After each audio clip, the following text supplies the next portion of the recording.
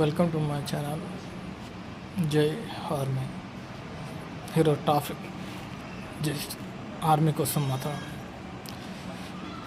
Sir, ప్రతి ఒక్క స్టేట్కి చెప్తున్నాను,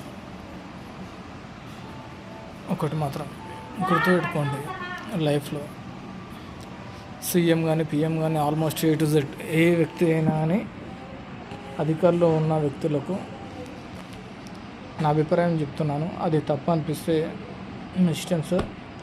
ఆర్మీ వాళ్ళకు ఫండ్స్ కట్ చేయడం, ట్యాక్స్లు వేయడం, అది ఎంతవరకు కరెక్ట్ సార్? వాళ్ళ మీద కూడా ట్యాక్స్ వేయడం ఏంటి సార్? ఓకే, ఏం చేస్తారంటే సార్, ఈ ట్యాక్స్ ఇది వేసే బదులు మీరే మీ ఏ ప్రభుత్వం ఉందో ఆ ప్రభుత్వాలందరూ గన్స్ వేసుకొని ఒకసారి ఆర్మీకి వెళ్ళండి. ఆ కష్టం తెలుస్తుంది సార్. రీల్ వేరు, రియల్ వేరు సార్. మన ఆర్మీ డబ్బుల కోసం చేయట్లేదు సార్, మన దేశం కోసం చేస్తుంది. అలాంటి వాళ్ళ మీద ఫండ్స్ ట్యాక్స్ వేయడం ఏమాత్రం కరెక్ట్ కాదు సార్. ప్లీజ్, నేను ఒకవేళ తప్పుగా మాట్లాడి ఉంటే, మిమ్మల్ని నన్ను చిన్న చూపు చూసి మాట్లాడి ఉంటే నన్ను క్షమించండి. దయచేసి ఇది మీ వరకు చేరాలనేసి కోరుకుంటున్నాను. నేను ఇప్పటిదాకా ఎక్కువ వీడియోస్ షేర్ చేయండి అనేసి నేను చెప్పలేదు. ఈ వీడియో మాత్రం ఖచ్చితంగా షేర్ చేయండి, ఎందుకంటే ఇది మన భారతదేశంకు సంబంధించిన వీడియో కాబట్టి. ఇందులో ఏదైనా మిస్టేక్ ఉంటే నన్ను క్షమించండి. నాకు తెలిసినంత వరకు నేను చెప్తున్నాను.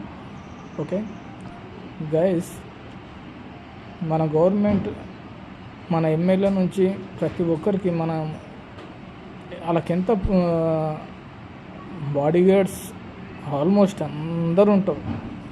వాళ్ళ దగ్గర కోనికి కూడా పర్మిషన్ కూడా కావాలి. వాళ్ళని కలవనియరు, అసలు దొబ్బి పెట్టేస్తుంటారు. మీకు ఇంత ఫ్రీడమ్ ఉంది కదా, ఇంకా ఆర్మీ వాళ్ళ మీద మీకు ఎందుకు ఇంకా అలా ఫండ్స్ కట్ చేయడము అవన్నీ ఎందుకు సార్? ఇంకా మీరా ఫండ్సా కట్టట్లేరు, మిమ్మల్ని గెలిపించి సీట్ల మీద కూర్చుని పెడుతున్నారు. ఇంకా ఆర్మీ మీద పడడం ఏంటి సార్? కొద్దిగా మీరు అర్థం చేసుకుంటారు అనేసి నేను వీడియో చేస్తున్నాను సార్. ఒకవేళ అర్థం చేసుకోకపోతే మీరు అందరూ బ్యాగు చదువుకొని ఆర్మీకి వెళ్ళండి సార్. మీకు ఎంత డబ్బు కావాలో అంత, ఏ డిస్ట్రిక్ట్ నుంచి ప్రతి ఒక్క డిస్ట్రిక్ట్ నుంచి అందరూ మీకు డబ్బులు సహకరిస్తారు. వెళ్ళి ఆర్మీలో జాయిన్ కండి.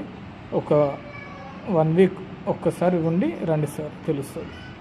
ఏమన్నా తప్పు మాట్లాడితే క్షమించండి. జై హింద్, జై ఆర్మీ.